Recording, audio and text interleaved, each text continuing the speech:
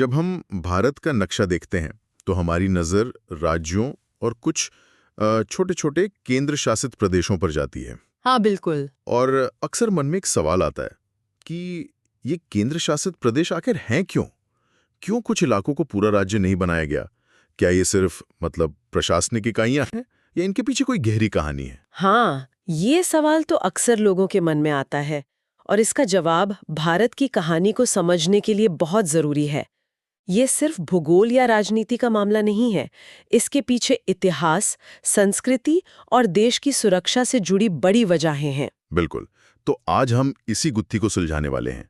हमारे पास जो दस्तावेज हैं उनकी मदद से हम ये समझने की कोशिश करेंगे कि ये व्यवस्था कैसे काम करती है, ये राज्यों से कितनी अलग है और ये भारत की विविधता में एकता वाली कहानी का एक जरूरी हिस्सा कैसे है। हाँ, जहाँ केंद्र को कंट्रोल भी रखना है और अलग-अलग पहचानों को जगह भी देनी है। चलिए इस दिलचस्प विषय में गहराई से उतरते हैं।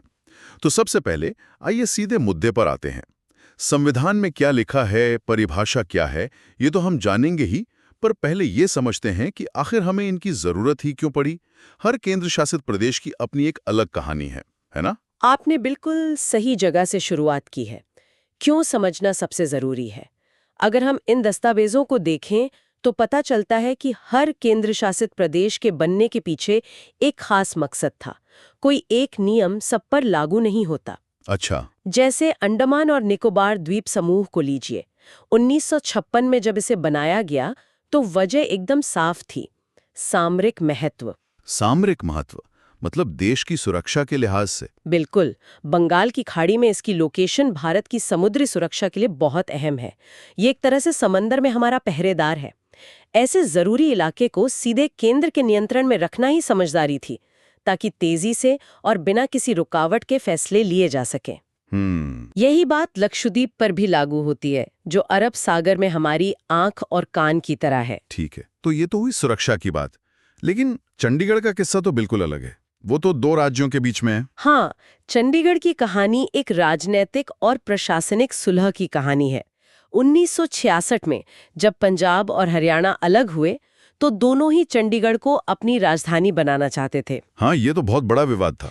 जबरदस्त विवाद था। तो इसका एक अनोखा हल निकाला गया।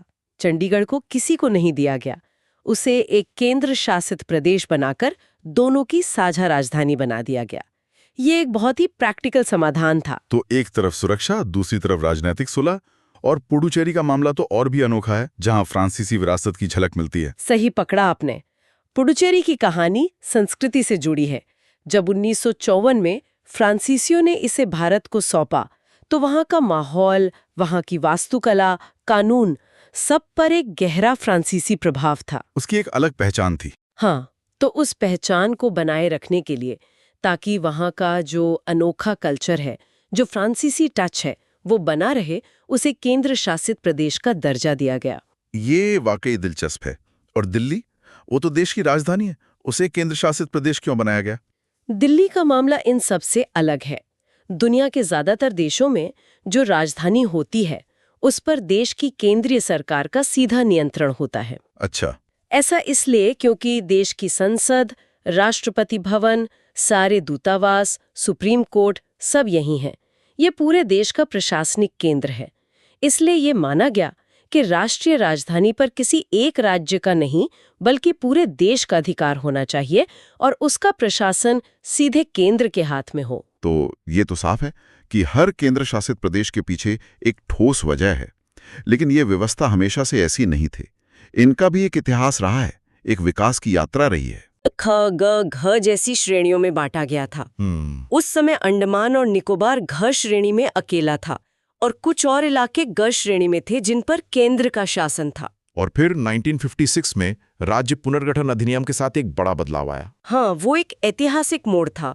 राज्यों की वो पुरानी श्रेणियां खत्म कर दी गईं और राज्य और केंद्र शासित प्रदेश की आज की व्यवस्था शुरू हुई। तो तब कितने प्रदेश बने थे? उस समय 6 केंद्र शासित प्रदेश बनाए गए। अंडमान और निकोबार, लक्षद्वीप, दिल्ली और 3 ऐसे नाम जो आज सुनकर शायद हैरानी हो, हिमाचल प्रदेश, मणिपुर और त्रिपुरा। क्या हिमाचल प्रदेश, मणिपुर और त्रिपुरा भी कभी केंद्र शासित प्रदेश थे? ये तो मैंने सोचा ही नहीं था। जी हाँ। आज के ये बड़े बड़े राज्य कभी सीधे दिल्ली से चलाए जाते थे, ये तो पूरी तस्वीर ही बदल देता है। हाँ, और यही इस व्यवस्था की खासियत है। ये बहुत गतिशील रही है। ऐसा लगता है कि कुछ मामलों में केंद्र शासित प्रदेश का दर्जा एक तरह से राज्य बनने की ट्रेनिंग जैसा था। अच्छा, एक तरह का ट्रांजिशन फेज। बिल्कुल। इन क्षेत्रों को धीरे धीरे प्रशासनिक रूप से तैयार किया गया और जब वे तैयार हो गए तो उन्हें पूर्ण राज्य का दर्जा दे दिया गया। और ये सिलसिला तो बाद में भी चलता रहा। गोवा, दमन और दीव भी पुर्तगालियों से आजाद होने के बाद पहले केंद्र शासित प्रदेश ही बने थे। एकदम सही। गोवा बाद में एक पूर्ण राज्य बन गया और हाल के वर्षों में हमने सबसे बड़े बदलाव देखे हैं। हाँ, जम्मू और कश्मीर वाला। जी, 2019 में जम्मू और कश्मीर राज्य को 2 केंद्र शासित प्रदेशों में बांटा गया, जम्मू और कश्मीर और लद्दाख। और फिर 2020 में प्रशासनिक सुविधा के लिए दादरा और नगर हवेली तथा दमन और दीव को मिलाकर एक कर दिया गया। तो ये कहानी लगातार बदल रही है। बिल्कुल। तो ये इतिहास बताता है कि ये व्यवस्था कितनी बदलती रही है। कुछ यूटीज तो बड़े होकर राज्य बन गए। इससे ये सवाल और भी गहरा हो जाता है कि आखिर एक राज्य और एक केंद्र शासित प्रदेश में बुनियादी फर्क होता क्या है। सुनने में तो लगता है कि बस साइज का फर्क होगा, पर असल में तो जमीन आसमान का अंतर है। हाँ, ये सिर्फ साइज का मामला बिल्कुल नहीं है। सबसे बड़ा और बुनियादी फर्क है केंद्र सरकार के साथ रिश्ते का। इसे समझने के लिए एक आसान सा उदाहरण लेते हैं। हाँ, बताइए। आप समझिए कि राज्यों के साथ केंद्र का रिश्ता एक पार्टनरशिप जैसा है, जहां दोनों के अपने अपने काम और अधिकार साफ साफ बटे हुए हैं। ठीक है। संविधान ने तय कर दिया है कि राज्य किन मामलों में कानून बनाएगा और केंद्र किन मामलों में। लेकिन केंद्र शासित प्रदेशों के साथ ये रिश्ता एक कंपनी के हेड ऑफिस और उसकी ब्रांच जैसा है। हेड ऑफिस और ब्रांच। हाँ, जहां सारे बड़े फैसले अंत में हेड ऑफिस यानी केंद्र ही लेता है। वाह, ये पार्टनरशिप बनाम हेड ऑफिस ब्रांच वाली बात से तो सब कुछ साफ हो गया। तो इस हिसाब से राज्यों में जो राज्यपाल होते हैं और केंद्र शासित प्रदेशों में जो उपराज्यपाल या प्रशासक होते हैं, उनकी भूमिका में भी बहुत फर्क होगा। बहुत बड़ा फर्क। राज्य का राज्यपाल एक संवैधानिक प्रमुख होता है जो चुनी हुई सरकार यानी मंत्रिपरिषद की सलाह पर काम करता है। वो पार्टनरशिप का एक सम्मानित सदस्य है। लेकिन केंद्र शासित प्रदेश में जो प्रशासक या उपराज्यपाल होता है, दस्तावेजों में उसे साफ तौर पर राष्ट्रपति का एजेंट कहा गया है। एजेंट, ये शब्द तो बड़ा पावरफुल लगता है। इसका मतलब है कि वो सीधे राष्ट्रपति यानी केंद्र सरकार को रिपोर्ट करता है। बिल्कुल, वो हेड ऑफिस का भेजा हुआ मैनेजर है। वो राज्य के राज्यपाल की तरह चुनी हुई सरकार की हर सलाह मानने के लिए बाध्य नहीं है, खासकर उन प्रदेशों में जहां विधानसभा है भी। अच्छा। वहां भी कुछ मामलों में उसके पास अपने विवेक से फैसला लेने की शक्तियां होती हैं। और संसद में तर्कनियमित होगा क्या वहां भी ये पार्टनरशिप और ब्रांच ऑफिस वाला फर्क दिखता है? हाँ, वहां भी दिखता है। राज्यों का प्रतिनिधित्व संसद के दोनों सदनों, लोकसभा और राज्यसभा में होता है। पार्टनरशिप है तो दोनों बैठकों में शामिल होंगे। सही बात है। लेकिन ज्यादातर केंद्र शासित प्रदेशों का प्रतिनिधित्व सिर्फ लोकसभा में होता है, राज्यसभा में नहीं। सिर्फ दिल्ली, पुडुचेरी और जम्मू कश्मीर इसके अपवाद है, जिन्हें राज्यसभा में भी सीटें मिली हैं। तो इस चर्चा से एक और दिलचस्प बात निकल कर आ रही है। इसका मतलब ये हुआ कि सारे केंद्र शासित प्रदेश भी एक जैसे नहीं है? नहीं, बिल्कुल नहीं। हेड ऑफिस की सारी ब्रांच भी एक जैसी नहीं होती। कुछ छोटी होती हैं, कुछ बड़ी। आपने एकदम सही पकड़ा। इन्हें मोटे तौर पर 2 श्रेणियों में बांटा जा सकता है। पहली श्रेणी है विधानसभा वाले केंद्र शासित प्रदेश जैसे दिल्ली, पुडुचेरी और अब जम्मू कश्मीर। और दूसरी? और दूसरी श्रेणी है बिना विधानसभा वाले, जैसे अंडमान निकोबार, चंडीगढ़, लद्दाख वगैरह। ठीक है, तो पहले विधानसभा वालों की बात करते हैं। इन्हें कुछ हद तक तो अपने फैसले लेने का अधिकार होगा। हाँ, इन्हें एक सीमित स्वायत्तता दी गई है। यहाँ एक मुख्यमंत्री होता है, मंत्री परिषद होती है। ये अपने लिए राज्य सूची और समवर्ती सूची के विषयों पर कानून बना सकते हैं। लेकिन यहाँ एक बहुत बड़ा लेकिन है, खासकर दिल्ली के मामले में। और वो क्या है?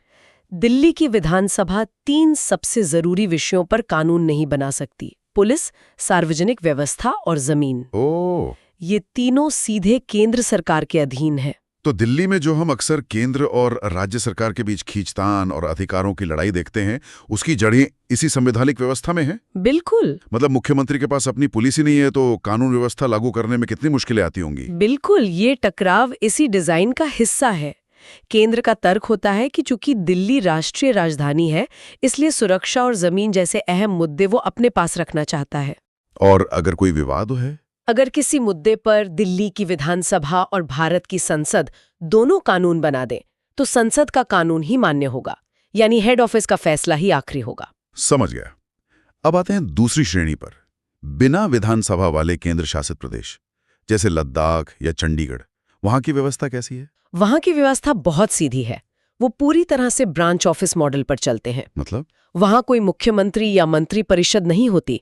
उनका प्रशासन सीधे राष्ट्रपति द्वारा नियुक्त एक प्रशासक चलाता है। तो उनके लिए कानून कौन बनाता है? सड़कें बननी है, स्कूल खुलने हैं, टैक्स लगना है, ये सब फैसले कौन लेता है? ये सारे कानून बनाने की शक्ति सीधे भारत की संसद के पास है। संसद उनके लिए किसी भी विषय पर कानून बना सकती है। इसके अलावा राष्ट्रपति को भी इन क्षेत्रों में शांति, प्रगति और सुशासन के लिए नियम बनाने की विशेष शक्ति दी गई है। और न्यायपालिका का भी एक रोचक पहलू है। हमारे दस्तावेज बताते हैं कि सिर्फ दिल्ली का अपना अलग हाई कोर्ट है। हाँ, ये भी केंद्रीकृत व्यवस्था का एक उदाहरण है।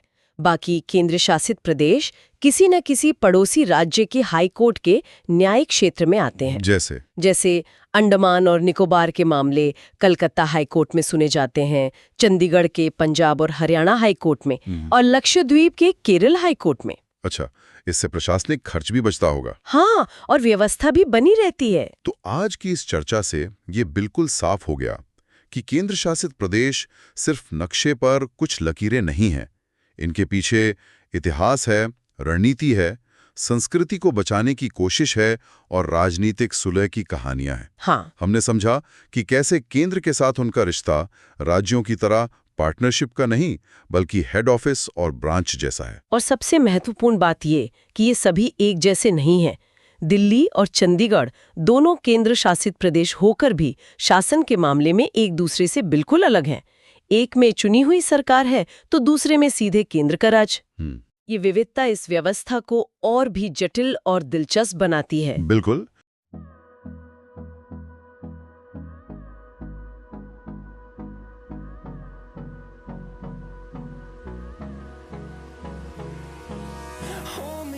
Till I get up, time is barely on our side. I don't wanna waste what's left. The storms we chase are leading us, and love is all we'll ever try.